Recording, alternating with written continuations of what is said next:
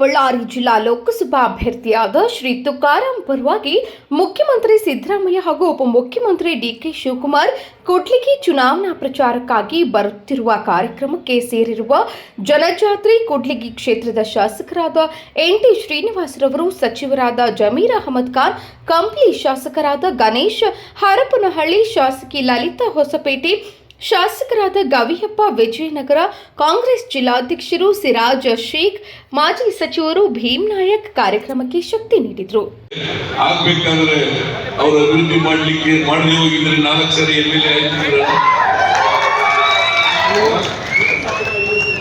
ಅವ್ರ ಕ್ಷೇತ್ರಕ್ಕೆ 3,500 ಕೋಟಿ ರೂಪಾಯಿಗಳ ಅಭಿವೃದ್ಧಿ ಕೆಲಸ 3,500 ಕೋಟಿ